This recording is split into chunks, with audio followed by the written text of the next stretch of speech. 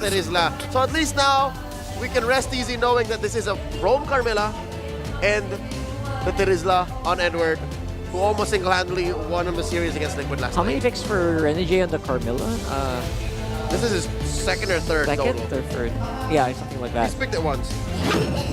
And Lilia. Sorry, Wan. Alright. Alright. It's an old favorite for Kelra. Alright. They can duel pretty well. Most of these people on ONIC, again, they want to go fast. Go live and clean. Not allowing this game to go past the 18-minute mark would be their best bet. It would be advisable that they lean hard into the box. They got two boxes, man. Well, one is a circle technically. That's right. And take out the Harif, take out the Suyo early. It's actually really good. Shut him down just like they did game 1. But here's the thing, they don't have any real hold for the Suyo. Their best hold to the Suyo is just kill it. Yes. The Suyo doesn't care about that box. He's just gonna vanish from existence and just walk out. Can Fnop do that? Can they vanquish Suyo? We'll find out as we go to game number 2. And here we go. Welcome once again to the English desk here. I'm Naisu, joined with Ingan. And you saw the lineup ratings. Welcome to Mobile Legends. It's quite a difference. About a 7.5 versus a 4.9 or so. But this time around, we'll see if Rora can at least get to a later game. Because if you missed game 1, it was because it was a record-breaking, 934 or so. So we'll see. Adjustments here. Ingan, how are we feeling about the lineups? Okay, so far, I like that the Terizla is finally on the XP lane in the hands of Edward, because yesterday we saw Edward rock this Terizla. Huge win, huge gameplay coming in from Legend Zero. So, and looking back at the lineup rating again, Aurora has a more balanced lineup. So I think they can counter out or at least prevent the early aggression that FNATIC ONIC plans to do. Yeah, part of this too is, I mean, we've seen this a couple times now, like Leo and Rockhard mentioned, you know, the Eve, it's only, what, maybe two players, right, that have found success on it. Few. Super Prince and Few being those two. Few players. Yeah, literally a few players. And, you know, for the most part, like, yeah, you want to fight around the box, but I think even regardless of the Eve or not, the big thing here is, once again, Brusco having his hands here on the Gatakacha, like, this is going to be a problem, I feel like, for Rora. Okay, stun onto Brusco. They want to burst him down. Wow. But instead, Renegade is the one who's going to fall. First blood will be picked up by Brusco, the one they were targeting. See what I mean? FNATIC, just turn it around. As I was just saying, like, that is the big thing for me, because right now the teams that do go ahead and grab the Gatakacha, like, he's a little elusive, because when you are targeting him down, even this early point in the game, and he has a Revitalize, and he's tanky, and then he get that little extra heal from his passive, like, it's tough, because you think you're going to take him out, and then all of a sudden, boom, he gets a shot in, passive procs, Revitalize goes through, and then next thing you know, he's half health, right? Yeah. And also the fast star response, the teammates of Brusco to aid him in bringing down Renegade, a Carmilla who's quite tanky, as Brusco is even just holding the turtle, and eventually waiting for a King Kong to appear with his Nolan. So let's see. Fine. They're going to approach this. Edward, like you said, this time around, he'll hold that front side, does have the penalty zone and the flicker available, so they're actually going to take this very slowly. Super Prince also waiting around the corner. There's a knock-in. An onward combination onto Renegade. King Kong just waiting for the perfect opportunity. But still, Demon Kite gets it. Edward goes in as well as Brusco, and Renegade again will fall down. But Demon Kite will get the turtle. Yeah, Demon Kite gets the turtle. That might be all they're looking for right now. They don't want to give too much over to FNATIC ONIC Philippines. Again, this lineup that they have, especially the fact that we have Renegade on a Carmilla, they want to be able to play into their team fights, especially later on. And what I mean by that, too, is for Domeng to use that Harith later, once that Curse of Blood is used, or UA lands that knock through with the Eternal Guard, then that's great. But they need certain timings with Rora's lineup, whereas FNATIC ONIC, they have enough crowd control and just kind of innate durability on the lineup that they have that they can actually just fight. They can skirmish. They can be fine. And whether King Kong is there or not, damage going to come through between, you know, Super Friends, Kirk, and Brusco, especially because Kirk has the Warcry Emblem, and he already gets the Thunderbelt locked in at this point in the game. Yeah, he actually likes it. when you're dealing damage to him, because eventually, when his passive is stacked Yeah. and he casts his Primal Wrath, Boom. oh, you're the one who's gonna need an ambulance. And that's what I mean. Like the durability of this lineup is tough. Whoa, here we go. This is by the way, real quick, the all-time total damage taken in MPL Philippines from season 1 to season 14. That's a whole lot of numbers. 1.380548055. That's 1,380,548,055. That's a lot of damage. So now there's a Big race. damn. There's a big damn race between total minutes watched, hours watched versus total damage. We're all about billions today. Yeah, billions. Man, what would I do for some billions? Billions of what? Pesos. Pesos? Pesos or dollars, whichever, you know? I mean, you know what I would do? I would get all the recalls of all the teams in MPL PH. that's the first thing you would do if you had billions. All right, you know what? That means I need a financial advisor. No, we'll leave it at that. You know, yeah, at that point, no, you have all the calls. Turtles up here, second one of the game. Back to it. Kirk holding down the front side. And Renegade trying to get some vision there as well. Okay. They're going to go for this. King Kong waiting patiently. Super Prince also picking up the glowing wand in this. They'll take their time. Is Demon Kai able to get this? Brusco with the AOG, and this time King Kong gets the turtle. Brusco pops his Revitalize, still wanting to go on to Renegade. Edward goes in with the penalty zone, plus the removal manipulation coming in for Super Prince. And let's see, because King Kong's still working on Yue, and he's going to bring down Yue. A turtle plus a kill. No trades for Aurora. Yeah, that time around, Rora doesn't get the turtle, unfortunately for them. And you see how slow they're taking those too. Like they're taking that turtle to about half health or a little bit lower. They wait, and wait, and then Fnop just like, yeah, we'll fight you. And that's the power, once again, of having this real-world manipulation, having the options to even just jump in with Brusco with that Avatar of the Guardian, because you can see this, you know, he doesn't even have that first item locked in, but what is there is that Thunderbelt for Kirk. You've got the glowing one, like we mentioned from Super Prince earlier. Counter-Strike only here for King Kong, but the fighting power is going to come later for Rora's lineup, especially when Domeng starts joining the fights, and they hopefully can play into that Curse of Blood, like I said, from Renegade, but Renegade's nearly having the same experience that he did in the previous game. Yeah, he's having a hard time easily getting bursted down and targeted down by even Brusco. And I like the dynamic between Brusco and Kirk, because Kirk is the frontliner, the zoner, the vision provider, and Brusco's just waiting for the brushes for the perfect AOG like this. Gonna catch you, gonna get bursted down by Super Prince as they work on the mid lane turret. Now Demon Kite trying to go for a trade, the cross map play up top and down bottom for Domeng, and they will get a turret. I'm telling you, man, this, I like the way Leo mentioned it earlier. Gato Ka Cha. Like, this hero is so annoying for the team going against it, because you're not even safe under your turret. You always have to worry about where is this guy hero landing on. That's what he's doing. He's the epitome of tower dive. Literally diving. Literally a tower dive. He's literally a tower dive. Might be even tankier than a tower. As King Kong works on the top lane turret, but Renegade though, he has a stun, okay. But he's gonna wait patiently for the perfect opportunity to strike. This is his moment, but is there enough follow-through and a follow-up from this? Turtle's going to go for a reset. Oh, crossbow attack onto Domeng. There's a 1v1 between both laners. Oh, they're duking it out.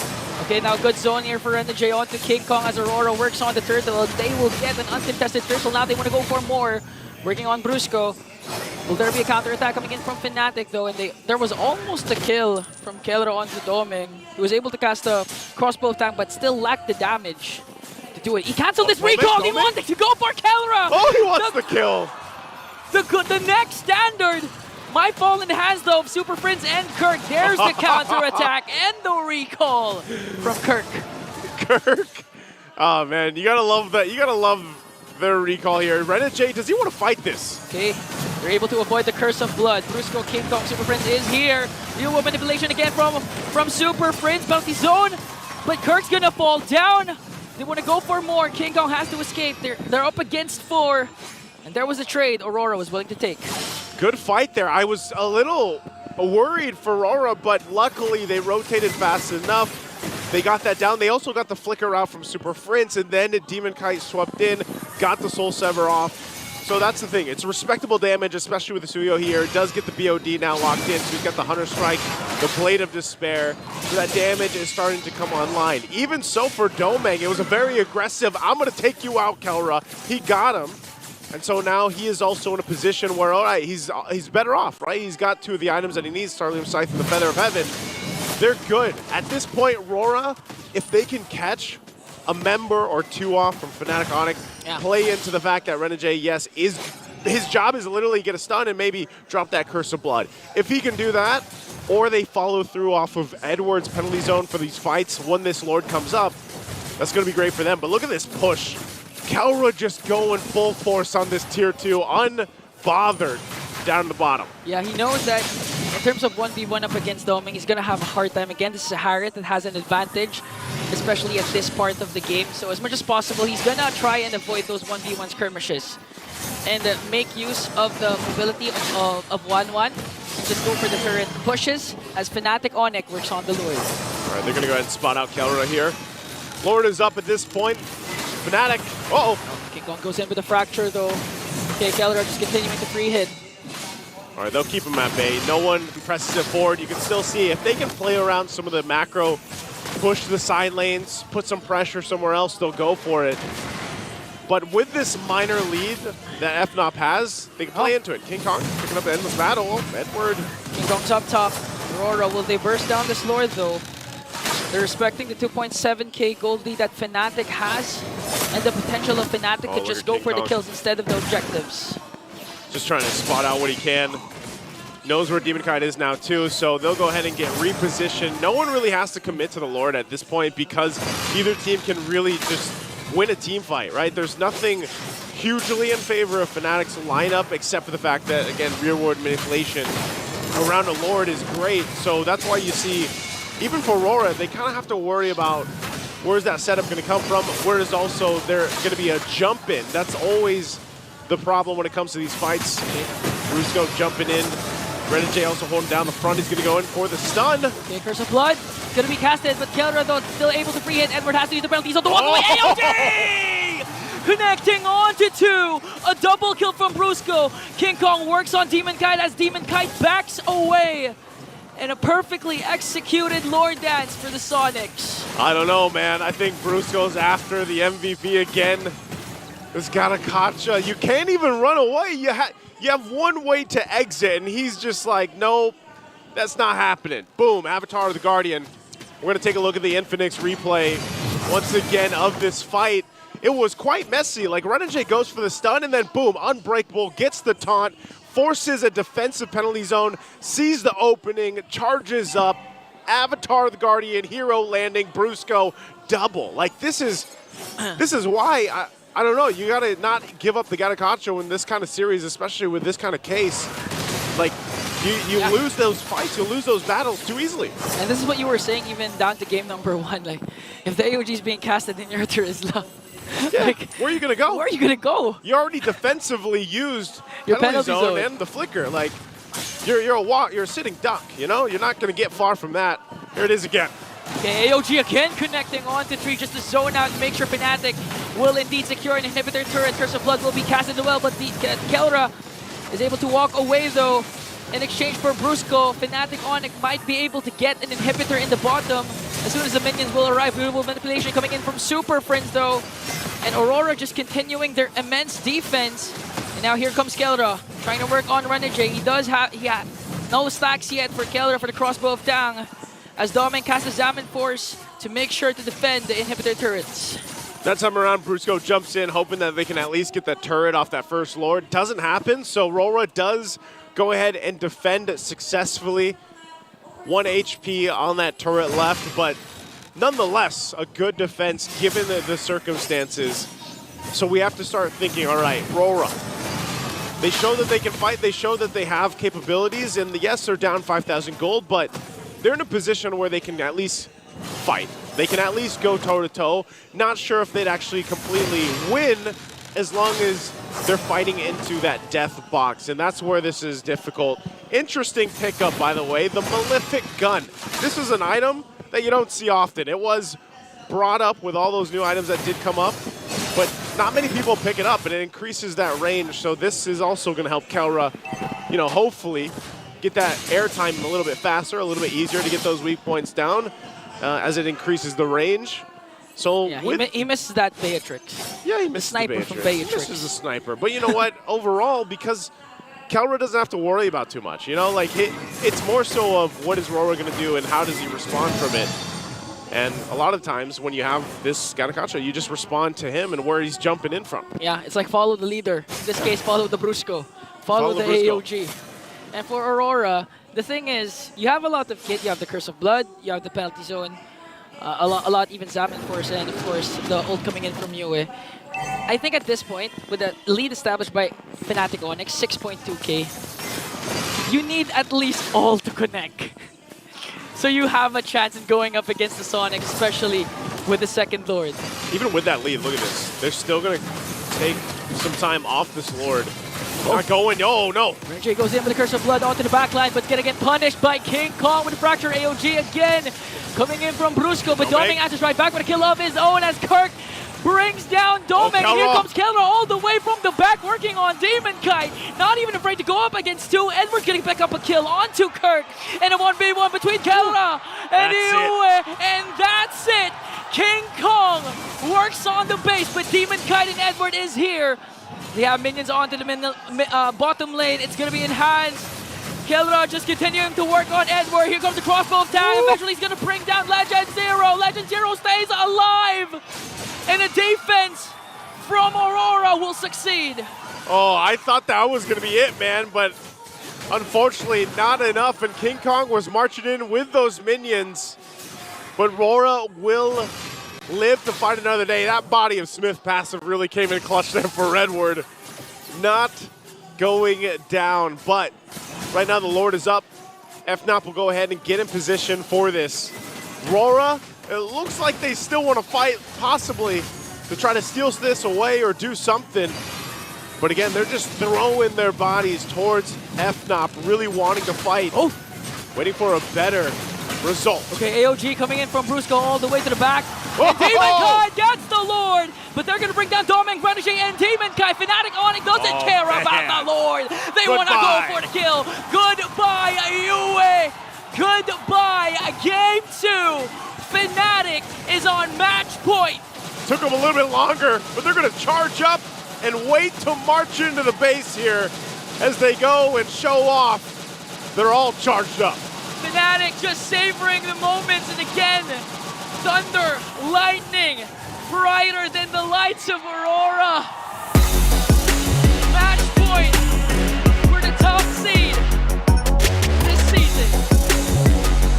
Thunder struck right there, FNATIC on Philippines. They make it look too easy right now. What's going on here? This is definitely a refined version of what we even saw in the regular season, if you could get better than that. But panel, Leo, Rockhart, take it away. And in a flash of light, FNATIC ONIC, after a false Lord take, wipes out Aurora to hit match point. Welcome back to the Evening's Game Tambayan. Leo here, alongside Rockhart. Is it just me, or did Ian sound a little scared after making that final call? He did.